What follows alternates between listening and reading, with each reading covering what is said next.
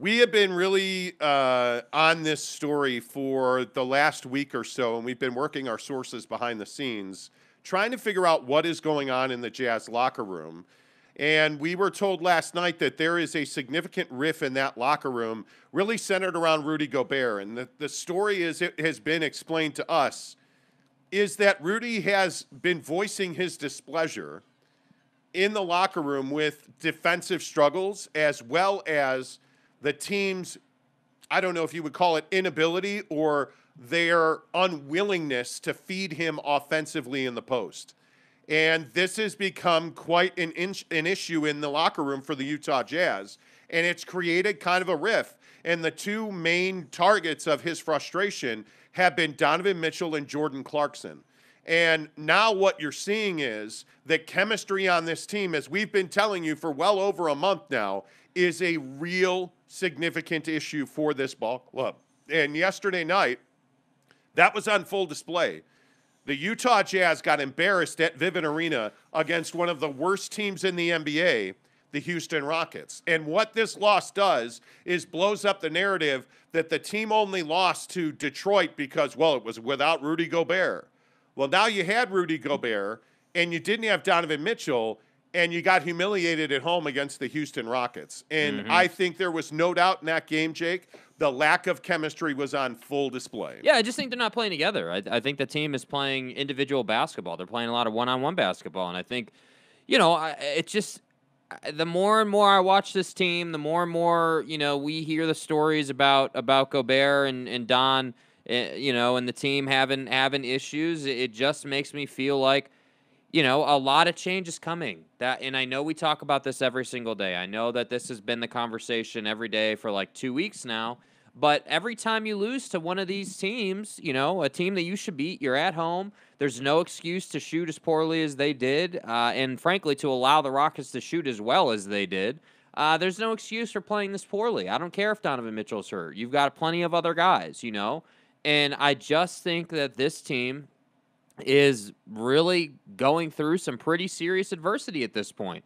The players, the Mike Conleys of the world are going to tell you, oh, it's no big deal. We're just going through some stuff, and we'll figure it out, and it's not the end of the world. But I'm here to tell you that that's a bunch of garbage, man. I'm here to tell you that what else is he going to say? Is he going to say that the team is burning down and they got to trade everybody? Well, no, of course not. So I just think that there's a lot of different ways that this situation could be handled if you're Danny Ainge and Ryan Smith in the front office, right? I mean, you could fire Quinn and try to get a new head coach and do nothing with the roster. You could keep Quinn and blow the roster up and be bad for, 2 seasons and then come back. I mean, there's no telling what they're going to do, but I just think this whole dynamic, of what we're hearing with Gobert being upset that the team isn't trying hard defensively is a little misplaced by him, because it's not as though he is the best player on the team. It's not as though he's, even one of the best players in the league, because he's not. He's one of the best defensive players, but he doesn't have the total package, and that's what I think is tough, and that's why I think the team lacks accountability. You had said something yesterday about, hey, what do we think is going on with Don? You think someone's going to walk up to Don and say, hey, you got to play better defense or else we're going to bench you? Don doesn't have anybody to push him. He doesn't have a reason, outside of himself and his desires to be great and to take this team to new heights. So I just think the dynamic is flawed. That's what I think. I think you paid the wrong guy. I think that guy and Rudy Gobert thinks he's sliced bread when he's really not by NBA standards. And I think that it's creating issues. And I just hope that the Donovan Mitchell wants to be a New York Knick after the New York Mets were tweeting at him the other day. I hope that narrative doesn't get sped up because of these struggles. Well, I don't think there's any question that this is not good in any way, shape, or form. I mean, you have two really, really good basketball players in Donovan Mitchell and Rudy Gobert that don't seem to like each other that much and don't seem to enjoy playing with each other that much. We've talked about this repeatedly. I think we have been very accurate in what we have been telling you about the fact that the chemistry between Rudy Gobert and Donovan Mitchell is broken, and it will determine win and loss for this team. It will determine the long-term viability of the current roster makeup, because if Rudy Gobert and Donovan Mitchell don't like each other and they don't get along, this particular team cannot thrive and win games. Yeah. This particular team cannot compete at the top of the Western Conference. This is not the LA Lakers who benched Russell Westbrook last night at the last 4 minutes of the game when the game was tight and on the line. You're not benching Rudy Gobert. You're not benching Donovan Mitchell. That's not an option for this roster. You see how poorly they play when one or the other is out of the lineup. And that perhaps is the biggest issue here, is that there's no way to fix this. You either deal with it or you trade one of those two guys. And that's what we've been talking about now for going on the better part of a week. That there is one untouchable on this team, and that is Donovan Mitchell. Rudy Gobert, and I know that everybody freaked out on Twitter the other night when I was tweeting about it, Rudy Gobert is not untouchable. Rudy Bro, what Gobert, are you talking about, man? Well, I'm telling you right now what I'm talking about is Rudy Gobert is a guy that is not tradable, but the Jazz will listen if you call. And I am not telling you in any way, shape, or form that Danny Ainge is burning up phone lines offering Rudy Gobert in trades. But I am telling you that if you call the Utah Jazz and you say, hey, what would it take to get, Rudy Gobert? They'll have the conversation with you. If you call and say, what will it take to get Donovan Mitchell? There won't be a conversation. We're not open to trading Donovan Mitchell. But I'm telling you, the Utah Jazz are open to trading Rudy Gobert. And it is as simple as Rudy is a one-dimensional player who does not bring you as much as you would like offensively, and he is becoming a guy that gets exposed defensively by no fault of his own. He is an elite, tremendous defender. But Rudy Gobert cannot defend an entire opponent on his own. Yeah. And when you look at the way this team defends, they could not keep the Houston Rockets out of the paint last night. They could not keep Eric Gordon from attacking Rudy Gobert. You were texting at me last night when that was happening. And he went right into his chest and moved him. And what have you been saying about Rudy Gobert? That he I mean, it's just a simple fact. It's not this doesn't just apply to Rudy. I mean, this is any big in the league.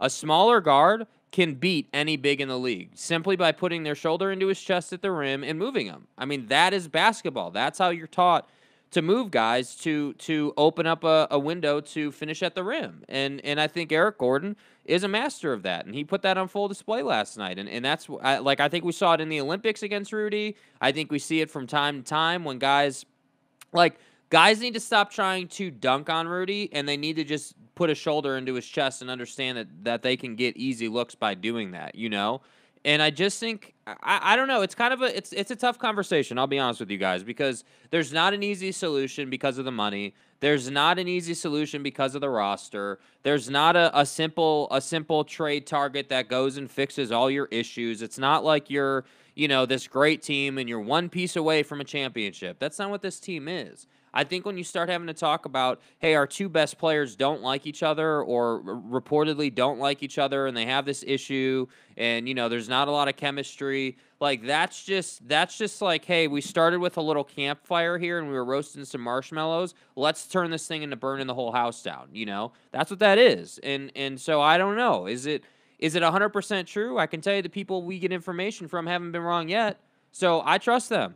I trust the information we get, so I do think it's true. I do think there's a lot of credibility in it, a lot behind it. So I don't know, man. I don't know what the solution is. I don't know if this is like the starting point, the beginning of the end, if you will, for this roster. But this is going to be a long ass second half of the season if this is what we're going to get the rest of the way. Oh, and I don't think there's any doubt that this will not continue. Because you have a trade deadline that's, 20 days away now, February 10th? Yeah, it's coming. I mean, you're 3 weeks away from the trade deadline. This roster will be different. And I'm not telling you that Rudy Gobert or Donovan Mitchell are going to be the ones to get moved, because I don't think they will. Bojan. I believe that Bojan Bogdanovic, I believe that Jordan Clarkson is absolutely on the block. We've heard repeatedly that the Jazz are open for business on everybody but Donovan Mitchell. And, I mean, you can draw whatever water to that point that you want, meaning that, yeah, you're probably not open for business on Rudy Gobert because he's got an untradeable contract. Yeah. But the other part of this conversation that I think is so fascinating is that Rudy Gobert, I think, is embarrassed now or feeling some heat about his lack of production offensively. And when I say his lack of production, I don't mean how many points he's putting up on the board. I mean how those points are coming. And we've talked about this repeatedly. And it was interesting talking to an NBA guy last night. He was essentially saying it doesn't matter if you score 20 points. If it's all dunks and if it's all putbacks, you're not going to be as effective in the postseason doing that. Yeah. And when you are the second worst player in the NBA with your back to the basket, that's Rudy Gobert. Mm-hmm. By the metrics, by the numbers, Mm-hmm. Rudy Gobert's the second worst player with his back to the basket. How is that possible? Yeah. It is a shocking revelation that's been right in front of our faces For years now. the entire time he's been a Jazz man. Yeah. And it's the glaring weakness in his game. You don't fix that. And a lot of people on Twitter made this point yesterday, and I agree with it. The guy's not 18 years old and a rookie, coming out of France. He's not Mo Bamba, all jokes aside. That's not who he is. But no, the point is he's had a decade to try and develop an offensive game. Yeah. He's not been able to do it. And when the money is on the line and when it is crunch time, Mm-hmm. whether this is, as you said, the Olympics, which I think is a really good point, or the NBA playoffs, Mm-hmm. he's not on the floor when it matters most. And when he is on the floor at the end of games in crunch time, it doesn't end well for his team. Mm-hmm. And I think you're seeing guys attacking Rudy Gobert because he is the only guy that is making a real effort. And if it is in fact true, and I believe that it is, that he is complaining loudly in the Utah Jazz locker room about effort and intensity on defense, I don't know that you can fix this. I don't, because that tells you that there is a lack of respect for Quinn Snyder and that he's lost that locker room. If your best defensive player is calling out other players on your roster for their lack of effort and intensity on defense, your head coach has lost the locker room. Mm-hmm. That is a very scary proposition for a team that's always been built on, hey, we like each other. This is a great place to play ball. Yeah, okay. Well, right now it's not. And I think that is a very scary place to be because, again, I just point to the Lakers. Mm-hmm. That team is a disaster. They're staying together. You listened to LeBron last night, and if you didn't see it, Russell Westbrook got benched for the final 3 minutes of that game last night that the Lakers lost inexplicably. Mm-hmm. I mean, just played terrible basketball. They lose that game. LeBron has another massive performance. And essentially, Russell Westbrook abandoned the defensive game plan and did not execute at all, so Frank Vogel benched him. With 8 seconds to go, Russ walked off the floor, went and changed his clothes, and left the arena. Did not talk to his teammates, did not talk to the media. Mm-hmm. LeBron was sitting up on the podium last night talking to the media, being asked about it, and he point blank said, how would you feel if you were Russ? Would you be upset you got benched? I mean, he's defending his teammate. Mm-hmm. Supposedly the guy that's the center of the problems for the Lakers, Russell Westbrook, the best player arguably in the NBA, sits up there as a teammate and defends him. Yet what do we get from Rudy Gobert and Donovan Mitchell and Jordan Clarkson? Mm-hmm. We get infighting, and we get tweets and subtweets and likes, and you hear about Frank Vogel being on the hot seat and being fired, and he's not going to be here, and LeBron wants him gone. Well, it certainly sounds like LeBron's being a team player. Can't say the same thing for Rudy Gobert. Can't say the same thing for Donovan Mitchell. How on earth did Rudy Gobert compare Donovan Mitchell to Devin Booker? Don't get it. I don't get it. It's unfathomable. So I'm saying I think Rudy is after something. Rudy has something he wants to happen. Rudy's trying to push for something. I would agree. And anytime that happens, it's just your Rudy Gobert is somebody who thinks he's, frankly, the shit, if you will, with all due respect. He thinks he's the best ever and, he's unstoppable. And he's not. And we all know that. And I think that when you think that you're better than you actually are, when you think that you're better than what the box score says you are, when you think you're better than what the opponent thinks you are, sometimes that's good. But for a guy like Rudy Gobert, that's not good. And he's not the guy in the locker room that should be running his mouth about defense or holding guys accountable. That's Donovan Mitchell's job. I'm telling you now that the worst thing and the best thing that's ever happened to Rudy Gobert is this contract. Because it's awesome that he'll never want for anything in his life ever again financially. Mm-hmm. But it has put him in the center of a bullseye. because the Jazz are in the worst possible position in that you have a guy who probably has value in Rudy Gobert, but he's untradeable. That contract is absolutely, and I disagree with it. One person described it as the worst contract in the NBA. I don't think that's the case. But when I look at his ability to impact this roster, it's massive, and it's not in a good way. Mm-hmm. They don't have money to spend. Your average $41 million a year on Rudy Gobert, and you just aren't going to be able to move that deal probably for 2 more seasons. Yeah. So you are stuck paying Rudy Gobert.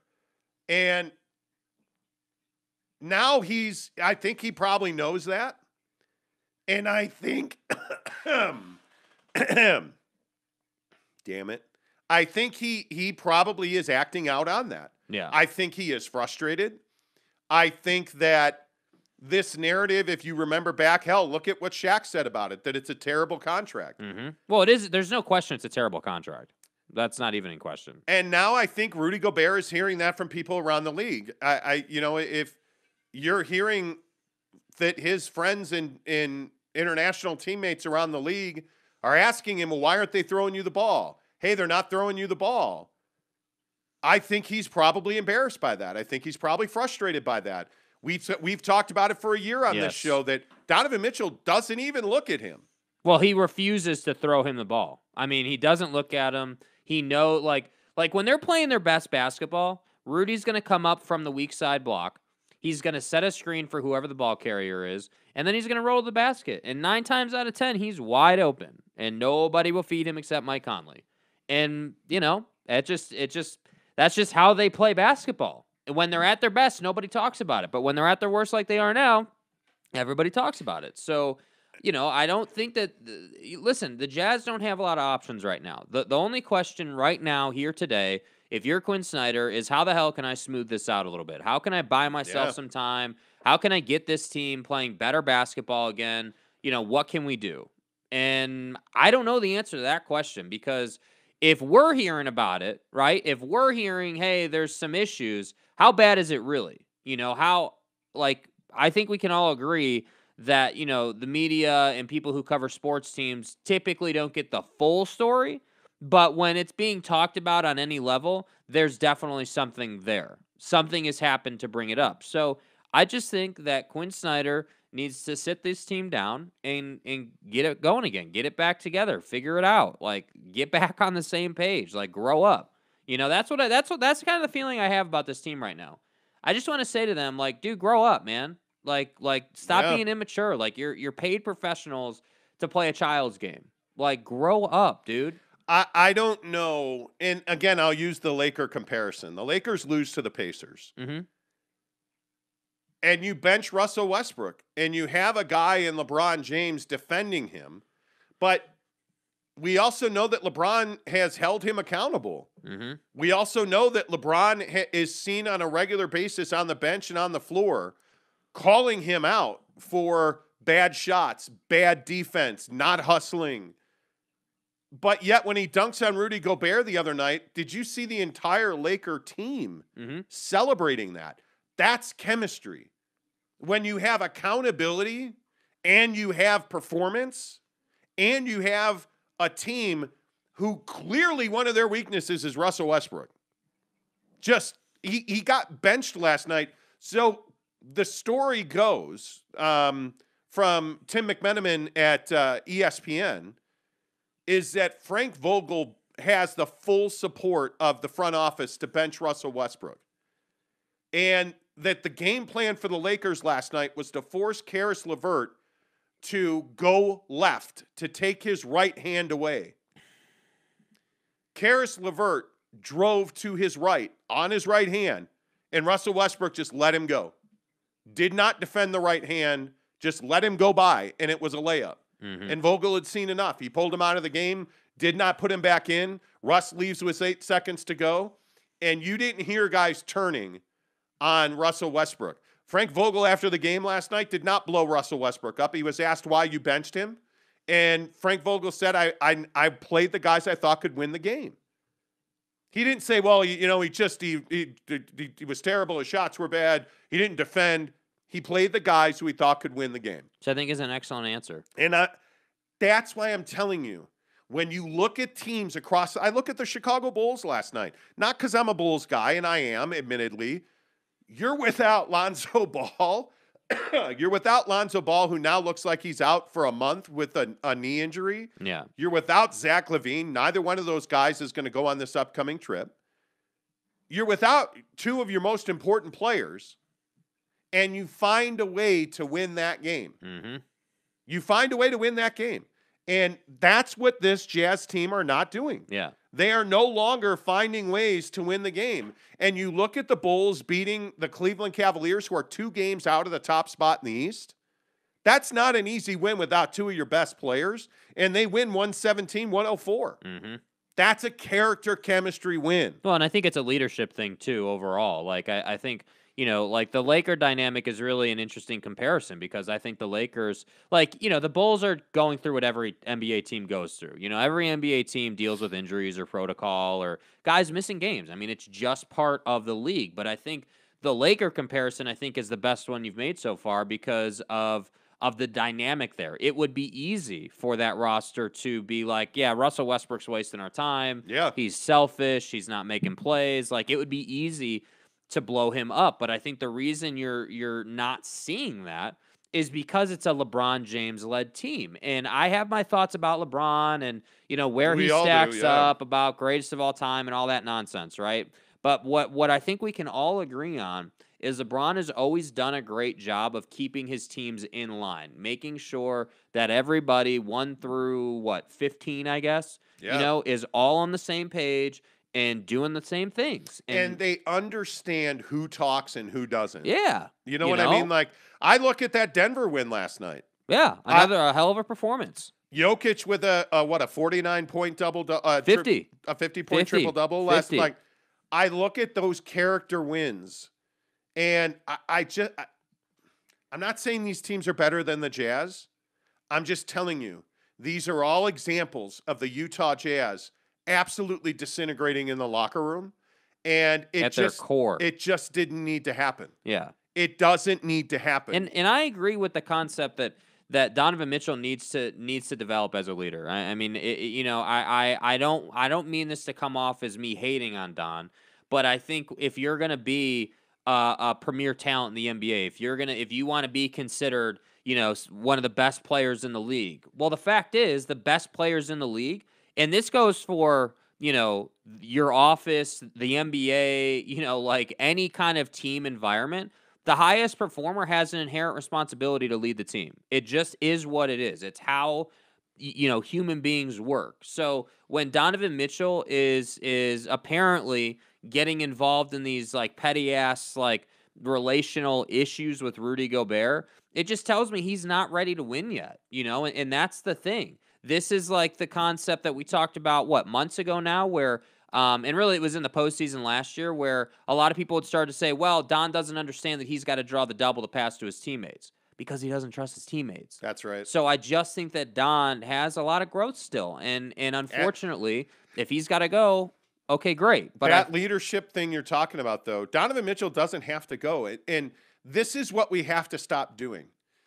We have to stop telling people if it's not good enough, you need to leave. We have to stop doing that. Donovan Mitchell is your second highest paid player. He is your best player.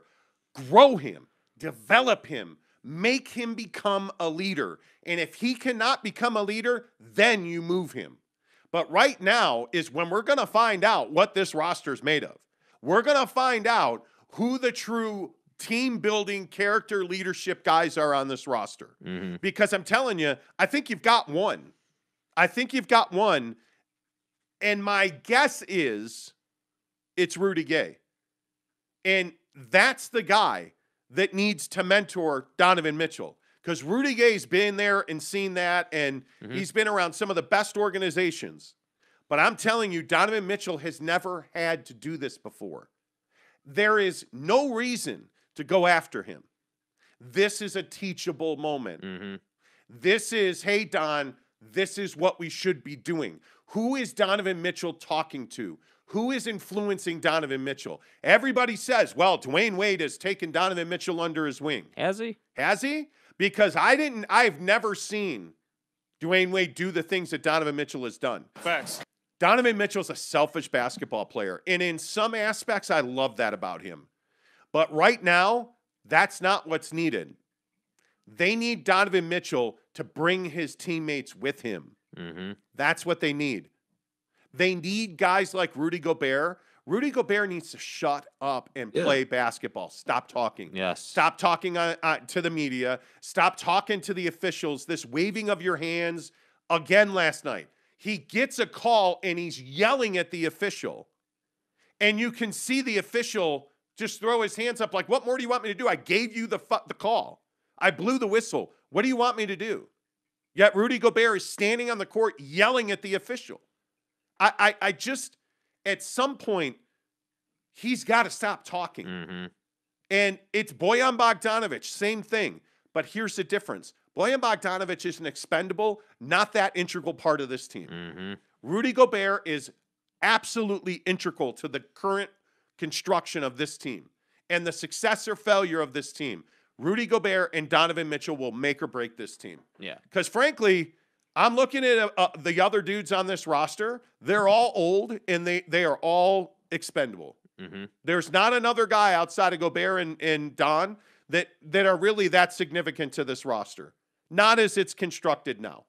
Not as it's constructed now. Best teams in the NBA. This is, and again, you're probably going to hate this. This is why the Warriors are so different. Because they are still young. They are still athletic. And your best player is the unquestioned best player, alpha dog on that team. Mm-hmm. But who's the real leader of the Golden State Warriors? Draymond Green. Draymond Green. But who's your best player? Well, your best player is Steph Curry. But Steph Curry doesn't have an ego and isn't that guy who's like, no, I'm the guy that's got to be the face. Mm-hmm. Because that's not who Steph Curry is. And that's why their chemistry works perfectly. Look how happy they all are for Klay Thompson. Yeah. I mean, that's what this Jazz team is missing. And frankly, you know what? I have vivid memories talking about Karl Malone about this exact same way. Karl Malone is arguably the reason you didn't win a championship. Karl Malone was not a great chemistry guy. Like, it's so interesting, the parallels on teams who are this close. Mm-hmm. But can't get out of their own way. And yet they're so far away. Yeah, it's frustrating as hell. And that's who this Jazz team was last year. This year, this is not a championship competitive team. It's not. All right, let's get some comments because I know we've kind of been railing. Let's see where we're at. There's a lot of comments. I appreciate that this morning. Brylark says, morning, boys. Tao Anga says, sup, fellas. What's up? What's up? The Nye guy says, morning, fellas. Tanner Plummer's here. Tanner says, morning, guys. The Utah Jazz are officially an accident waiting to happen. Edgar Garcia says, what's up, boys? Let's get it. Hey, hey. Hey, hey. John Jackson says, I can't stop laughing about yesterday's show. So funny. Love listening to the show. Thanks, John. Appreciate you. The Nye guy says, the other day we were going back and forth about Kyler Murray. I said he sucks, and you disagreed. Him and Tanner are having a conversation about You guys are punching Kyler each Murray. other in the face about Kyler Murray and the guys not playing anymore. Brylark says she's going back to the well, man. She's trying to slide back into Jake's life. The girl that Jake broke up with over text is now commenting on family members' social media posts. The gift that keeps on giving. Was it worth it? Probably not. Neville93 says, good morning. Good morning, boys. I'm a Bulls fan now. LOL. Wow, Jazz. Night Guy says, how did all you Rudy over Mitchell gang like that game last night? Thank you. Thank you. Thank you. Brandon's Whiteside. What's up, Brandon? Good to see you, bud. He says, good Rudy is probably right. The 3-point trash I'm watching and the defensive struggles are horrible. Oh, it's embarrassing. The defense that this team is playing right now. What defense? I mean, it is abysmal. Yeah. Man, like, I just, does it surprise you that on a night-to-night basis we see a new, I can't believe they did that in the wrong direction on defense? Yeah, I mean, what's funny is, like, yeah, I guess it kind of surprises me, but what surprises me more is it seems like every night, we hear Quinn Snyder after the game saying that, oh, well, we're just not communicating defensively. Like, how many games in a row are you going to show up to the post-game presser and be like, yeah, we just weren't communicating defensively, and that allowed some open looks, and that's why we lost the game. Okay, how about we learn how to communicate defensively? How about we make some adjustments? How about we actually, again, like I was just saying, how about we grow up and put our pride to the side and play winning basketball? Because that's what they're doing. How did you get out offensive rebounded last night? How did you have 3 technical fouls? They had none. Well, Rudy wasn't playing last night, right? Rudy Gobert wasn't in the game. Apparently, he didn't have a double-double last night. Hmm. By the way, they outscored the Rockets 62-36 in the paint and lost. The Jazz, you realize, the Jazz had a 13-point lead in this game and lost to the Houston Rockets. I mean, and again, the thing that really bothers you is the Rockets shot 49% from 3. 49%, 43% from the floor. Mm-hmm. And this is a super young team that's getting good looks and knocking them down. Yep. And you on the other hand, the Utah Jazz shot 26% from 3. And the numbers, by the way, the numbers are ugly. I mean, you look at Rudy last night, 23 points, 9 boards. That's it. You look at Bojan Bogdanovic, 29 points, 3 of 13 from 3. He took 27 shots and got 29 points. And this is the problem. They're still taking the threes. The problem is the quality of the look is terrible because they're not playing team basketball. 27 shots to get 29 points. Good grief.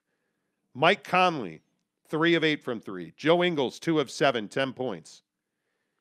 And I look at Jordan Clarkson. I'm telling you, he's 20 minutes. You've got to play him 20, 22 minutes. That's it. Mm-hmm. Last night he plays 29 minutes, 7 of 13 from the floor for 19 points. 13 shots to get 19 points. Like one of the least efficient games I think we've ever seen from this team. Yeah. It's... And that's why I say Quinn's got to be in the conversation. I think everybody except Don's in the conversation. Like, I'm. It's getting to a point where we're struggling to figure out what we want to talk about with this team. 3 technical fouls. Because this team is just going through the ringer right now, and I don't know. Like, are we supposed to roll out and say, hey, yeah, everyone need to blow this thing up and that's the solution? Well, that's all fine and dandy, but that doesn't help you tomorrow. That doesn't help you for your next game, Like what if you really sit down and think about it, what options does Quinn Snyder have other than, hey, like, what are we doing? We got to get our stuff together here, So I don't know. I think it's perhaps the most difficult coaching situation in the league right now. I don't know. Like every other team, you have like one obvious problem you're dealing with. You have Russell Westbrook. You have Damian Lillard's out for a while. You have Kevin Durant's out for a while. You have Zach LaVine and Lonzo Ball are out. Like you're just dealing with classic injury issues. And you can't. Anyway, it's really frustrating to look at I should not have looked at the team stats. Like this is no, it's embarrassing, dude. It's not good. It's not good. You're playing selfish basketball. I don't know how you're not thinking about making a coach. You have to make a coaching change after this season. Yeah. I mean, this is Quinn's 9th season. Yeah, it's time. I think you got to make a coaching change. Yeah. I with all due respect, I love Quinn.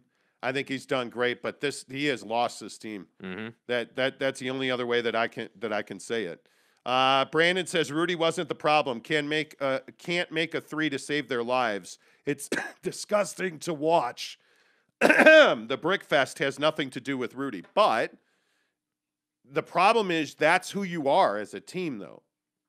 You cannot ask this Tiger to change his stripes now. I mean, this team. How many times have we said it? If they don't shoot 40% and attempt probably 40 to 53-point shots, they don't win. Yeah. That's what that has everything to do with Rudy Gobert, by the way, because if he was a better offensive player, they wouldn't have to do that.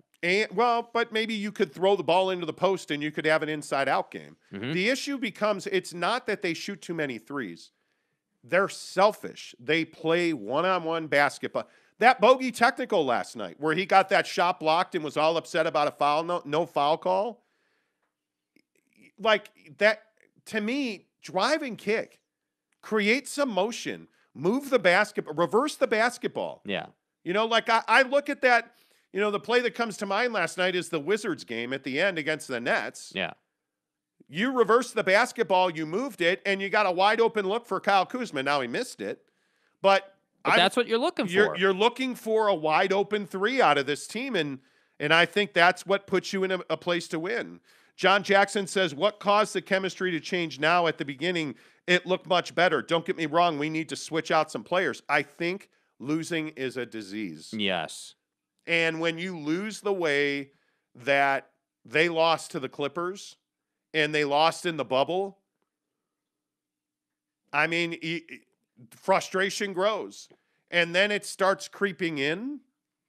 And Don's injured. And now he's got a concussion. He had the ankle last year. Like, you got embarrassed by the Clippers. Let's not forget, you were up 2-0 in that series with home court advantage. And you thought you were cruising. And you got embarrassed by the Clippers. Yeah. And now you come back this season, and your guys are just not the same guys. Like, the decline of Joe Ingles is shocking. Yeah. Joe Ingles has absolutely run into a brick wall with his ability. Like, it is How many times is this team going to get punched in the face before they can't get up anymore? I mean, that's what we're talking about. You know, like that's what the journey has been. That Royce O'Neal is your best option right now. That, you know, Bojan Bogdanovic, everybody gets pissy when I say it. He's not a 20-point guy anymore. I've been talking about this all year. If they're going to win, Bojan's got to score 20, and it can't be on 29 shots. Yeah. He's got to be better. It's got to be on 3 of 6 from 3. But he's done. He's not better. This is the issue is that the best teams in the NBA are not at their ceiling. The Bucks are better than they were last year. They're not at their ceiling. They're growing. You look at Philly. Joel Embiid has become a better basketball player. I don't know how he's done it. He's become a better basketball player. Keeps working on his game. Right? They're growing. And that's why I think the Gobert thing is frustrating, because you're seeing, like, Lonzo Ball. Like, Lonzo Ball's year-over-year development from 3 is clear. The numbers very clearly spell it out. And that's why I think people lose their patience with Rudy, because he's not trying to get better offensively. He's just not. He's not trying to improve his individual game, and that's frustrating. It is very frustrating. So the Jazz are not improving. The Jazz are on the backslide. And it's because they're an older team that is unathletic. I don't know how many times I can say that. Jesus Christ destroys Satan's lies. I don't think that's on your birth certificate, sir. Says the latest reports say Utah is actually looking into a trade that Detroit is actually open to, which sends Grant to Detroit, from Detroit to Utah for a future second-round pick and JC and Butler. How are you that trade makes there's no way you can make that trade. How does that make sense for the Jazz? You're paying the luxury tax. That money doesn't add up. That trade just does not work. I mean, I listen, I like Jeremy Grant. I do. But to me, there's just no way that you can make, and by the way, the Jazz can't trade a draft pick until 2028, I think. Like, I mean, that trade just does not make any, there's no, I think Jordan Clarkson's only making like $12 million. If memory serves, $12 million. The point is that trade just doesn't work. You're not going to trade Jordan Clarkson and Butler. Jeremy Grant's for making $20 million, bro. But like, even outside of the money, let's say the money did work. Why would you trade for him when you've already got Rudy Gobert, Hassan Whiteside, Eric Paschall? Like, you've got guys at that position already. If you can exchange Jeremy Grant for Royce O'Neal, I'm open to doing that every day. I mean, you would just put Royce on the bench and start Jeremy Grant, but that doesn't make you a better team, because Jordan Clarkson. That and when does Jeremy Grant's contract runs through? He's a free agent after next season. So, I mean, that money just doesn't work. Yeah, that's not a good trade. There's no way it's with all due respect, man. Like, that trade just doesn't work. Jeremy Grant's a great player. Harrison Barnes a great player. They're out of your price range. Yeah. And to make that deal work, and the trade that everybody was talking about was the Jazz were going to be a third team in Detroit and Philly's trade for Ben Simmons. But somehow, some way, Philadelphia doesn't want Jeremy Grant and Sadiq Bey for Ben Simmons. And that's something I will never understand. Yeah. I just don't get it. Jeremy Bolton says, yup, it's so hard to watch. Royce sucks. Why is everybody, you know, the funny thing is, so people were tweeting at me yesterday about apparently the local radio shows talked about us extensively yesterday here in Salt Lake. Okay. And talked about how a former local radio or a former local media hack is throwing stuff against the wall for attention. And that, you know, one of the other shows now saying that the Jazz are open for business and aggressively exploring trades. So what is it? Are we throwing stuff against the wall, or are we exactly right on what's happening? And what was also fascinating is you flip on the radio, like I flip on the radio leaving the gym yesterday, and all of a sudden, out of the blue, well, Royce O'Neal is not the defender that everybody makes him out to be. Well. Wait, what? I thought Royce O'Neal was a lockdown defender. And yeah, one of the best one-on-one defenders in the league. Are you sure? Are you sure? And that, you know, this is the price that the guy was saying that sources, NBA and Jazz sources were saying that this is the price you pay for signing Rudy Gobert to that contract. Mm-hmm. It's just remarkable to me that we've been, you know, wildly inaccurate, and we're a couple of assholes who just make stuff up. And all of a sudden now, the local media that's so respected, the local media now is quoting us chapter and verse. Yeah. Come on. Whatever. I'm just going to call you Satan's lies. It says the only player that could be equal or close value for Gobert would be a player like Bam Adebayo or maybe Embiid. But the issue is not value on the floor. Joel Embiid is exponentially a better center than Rudy Gobert. There's no doubt about that. I don't think anybody claims that Rudy Gobert is the best center in the NBA. Yeah. Or at least I haven't heard that. I think when you look at big men in the NBA, I mean, the gold standard right now is probably Giannis Antetokounmpo. He's probably the best 4 or 5 guy in the NBA. He really is a power forward. But if you're looking at pure centers, I don't know who's a better center than Joel Embiid right now. Jokic. You think Jokic is better? Yeah. I think Jokic does more for his team. Yeah. I think Joel Embiid is the best center in the NBA. Defensively, offensively, certainly. I like Joel a lot. I mean, it's close, but I just think that consistently, you know, Jokic is putting up huge numbers. Jokic or Rudy? Jokic all day. You take Jokic. All day, not even close. Twice on Sunday. Okay. Yeah. Okay, Brandon. If Jokic was a Utah Jazz man, they'd be contending for NBA Finals appearances. Yeah. Okay. Okay, the Nye guy says, Tanner, amen, buddy. Tanner says, I think Ainge needs to have a rotation decision, but that's not how it works. You don't hire a coach to teach him how to coach. Yeah.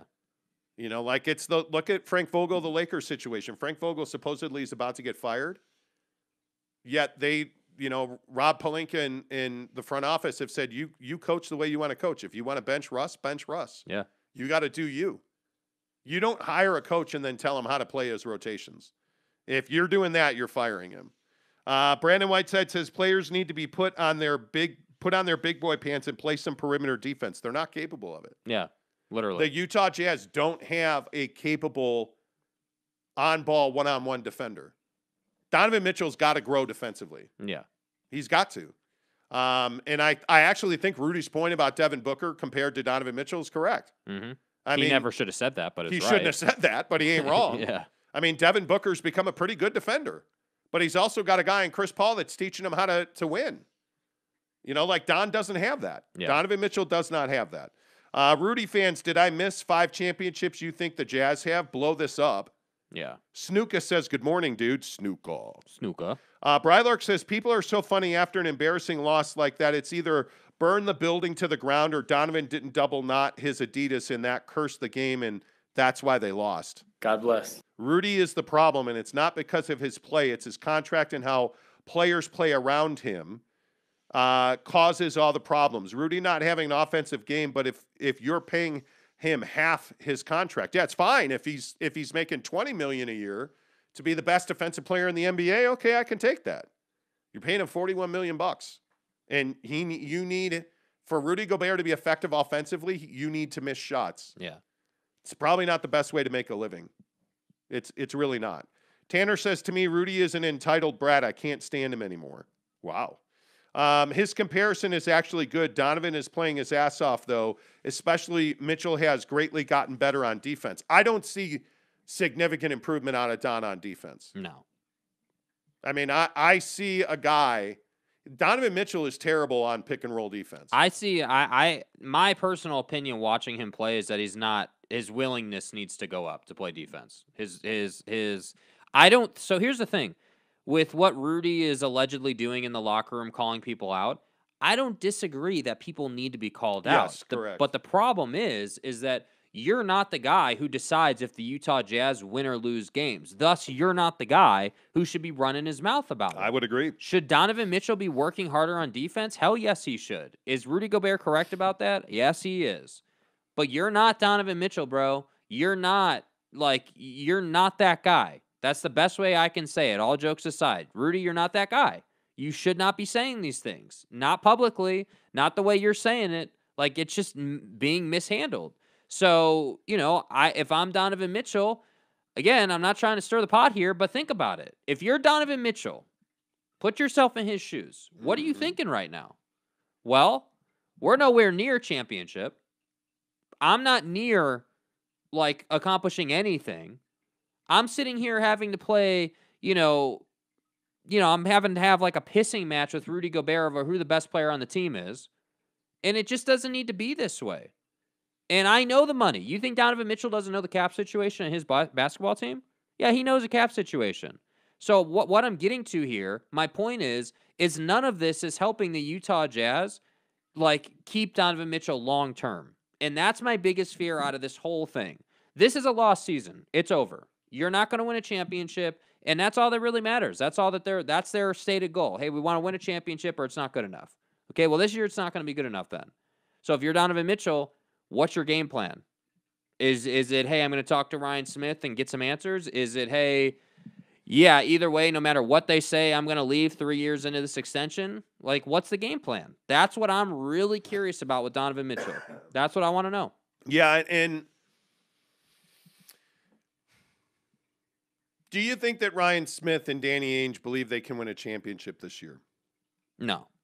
I think Danny Ainge has come in and been the voice of reason. I think Danny Ainge has come in and said, hey, this team isn't close to good enough. I think Danny Ainge has said, hey, we need to make calls and we need to make it very clear that we're open to doing business. Yeah. That's what I think. That's interesting. Brandon or Tanner says, totally agree, Monty. That contract has gotten to Gobert's head. Brandon replied to that by saying, Jazz have rebuilt on the fly multiple times. I'd rather build on the fly, be the Sixers tanking 5+ years, getting all the top picks and still not winning anything. Well, I would remind you that the Sixers are as close as the Toronto Raptors were, or as the Utah Jazz are.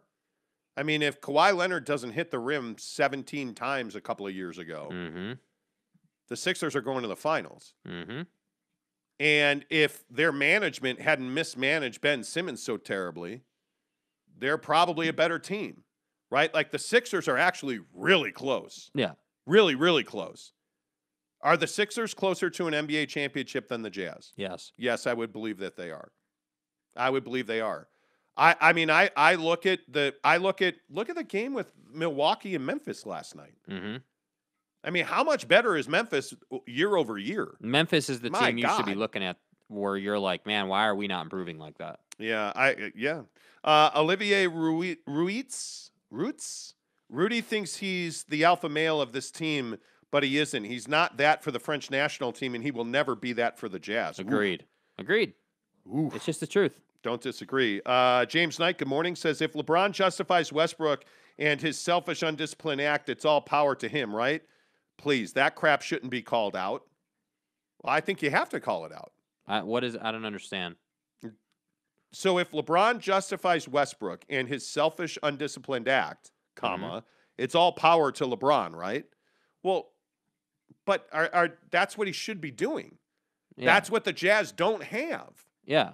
I have no problem with what LeBron's I don't doing. understand what are you saying that it's a double standard, I guess? Is that what you're getting at? He says the personal hatred you guys have for Rudy is getting old. It's unfair in my opinion. How is it at all personal for Rudy? Yeah.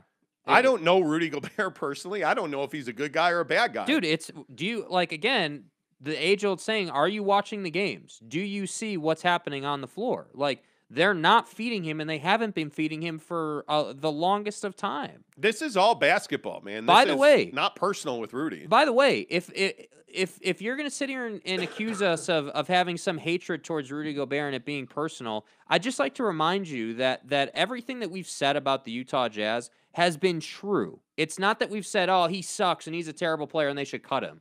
It's not like that. It is, hey, this guy is a one-dimensional player who thinks he is sliced bread and the best player on the team. And based on what we're being told by very reliable sources, based on our track record, hiring Danny Ainge, firing Dennis Lindsey, there's a laundry list of things we've told you guys that have come true. Those same people are telling us that Rudy Gobert is basically calling a bunch of guys out in the locker room, including Donovan Mitchell. That's not his job. I think people don't understand that you have to learn how to lose just the same way you got to learn how to win. Yeah. I mean, and again, I can't remember who it was. Somebody was laughing. I think it was Josh said the Lakers and Jazz don't compare. Oh, actually they do. They do.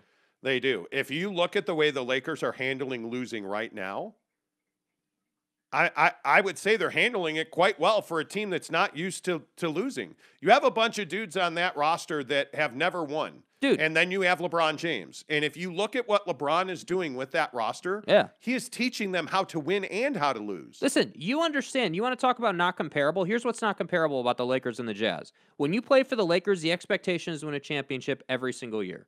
Anything below that is not good enough, including for Frank Vogel, including for Rob Pelinka, including for LeBron James. It's just the culture, right? It is the culture to be in the NBA Finals every single year. Correct. That is not the culture of the Utah Jazz. That's a culture, not an expectation. Yes. The culture of the Lakers is that we will compete for an NBA championship every single year. Not the expectation, not the belief or the hope. We're not just saying we want to do it. We're going to, or Frank Vogel is going to get fired. They have injuries. It doesn't matter. They're not winning a championship. We're thinking about making a coaching change. Oh, we have injuries? Okay, great. Who can we trade to overcome those injuries? Last year, we disappointed. We're going to completely remake the roster. Did it work? No, but we're doing everything we can do to win a championship.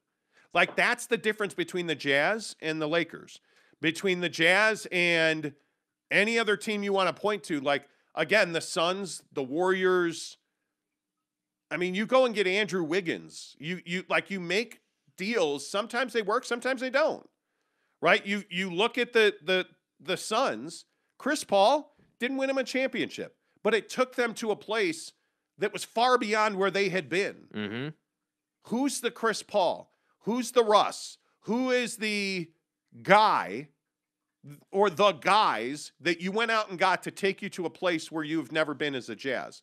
Well, Rudy Gay and Eric Paschall. And Hassan Whiteside. And Pascal's not really playing that much. Mm-hmm. And Whiteside's hurt. And Rudy Gay missed the game. I think he what was it? Heel pain, I think, was the reason he missed the game last night. So that's what I'm saying. Like, we can, like, I feel like this happens a lot. With all due respect to the Jameses of the world and to the Brandon Whitesides and to our beloved Jazz fans. You guys can sit here and say that the Jazz are not comparable to the Lakers, and you can laugh it off, and you can say that, we hate Rudy Gobert and all this nonsense. But what I hear you guys saying is you don't want to accept the fact that this team is not good enough. You don't want to accept the fact that this team right now has names, but they don't have winners. That's what you don't want to accept. And I'm telling you, people on Twitter and on this show are underselling what Danny Ainge is going to do to this roster. I am telling you, that dude is coming with a hatchet, and he is going to slice this thing up and completely change the dynamic of this team. I'm telling you that's coming. Be prepared for it. Be prepared. Brandon Whiteside says, look, if a 2-time defensive player of the year, I think he's 3. 3-time. 3-time defensive player of the whole league can't call out teammates, then the teammates need thicker skin. Okay. You just don't get it, dude. You don't understand. It's not that Rudy can't call out teammates. But you don't compare Donovan Mitchell to Devin Booker openly in a media session. You don't do that. You don't complain that you're not getting the ball offensively when you've not shown any ability to contribute offensively. You turn it over consistently. Right? He doesn't have the credibility. He hasn't earned it. Eric and Raleigh said, Donovan doesn't want to be a leader, so Gobert is trying to fill that void, and he ain't that guy.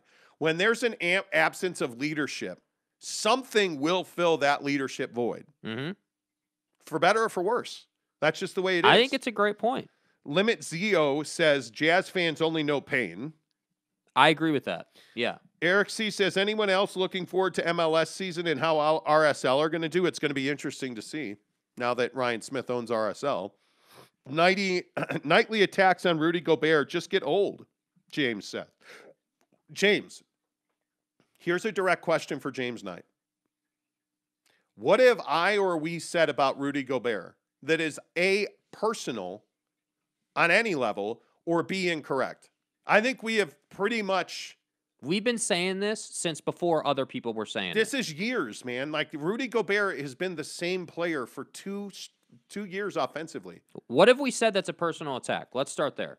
I'd like an answer to that. And by the way, here's the issue with Rudy Gobert. I'll just restate my opinion. He's an elite defensive player. As stated, a 3-time defensive player of the year. He's probably going to win 5 of those in his career. But he is painfully limited offensively. Rudy Gobert's biggest night should be when you don't shoot well. Last night, it wasn't that way. He's the leading rebounder in the NBA because he's on a team that takes and misses a lot of threes. But you can't throw him the ball with his back to the basket. He cannot dribble. He does not have touch around the rim. If he does not dunk the ball, it is awkward at best. His highest best use is setting a screen and throwing a lob to him, but now teams are scheming that. Look what happened early in the game last night. How did the Rockets, and I want to make sure I get this right, because I think it's absolutely, who scored the Rockets' first 8 points last night? Jayshawn Tate. 2 threes and a layup. Who was guarding Jayshawn Tate? Rudy Gobert. Was Rudy Gobert guarding Jayshawn Tate at the 3-point line? Sort of. And then when he made those 2 threes, all of a sudden now Rudy's got to attach to Jayshawn Tate. So what happened? Well, all of a sudden it turned into a layup line. This is the issue with Rudy Gobert. Defensively, it's not his fault. Offensively, he has not gotten better. And you're paying him $41 million a year. So how is that a personal attack? Help me understand. You understand you're paying $30 million in luxury tax. And you overpaid. And by the way, Ryan Smith approved the Rudy Gobert extension. Yeah. Like, I don't know what more I can say about it. That's not personal. Those are basketball facts. It's just what's happened, dude. Like, it's ridiculous. It's absolutely ridiculous. All right, couple more, and then we need to move on. The Warriors are so good because Bob Myers learned from Jerry West. The Jazz are just starting the process now. Ainge is tasked with rebuilding and teaching others how to be a GM. I agree with that. I agree with that 100%, dude. I think that's a very, very, very well thought out take.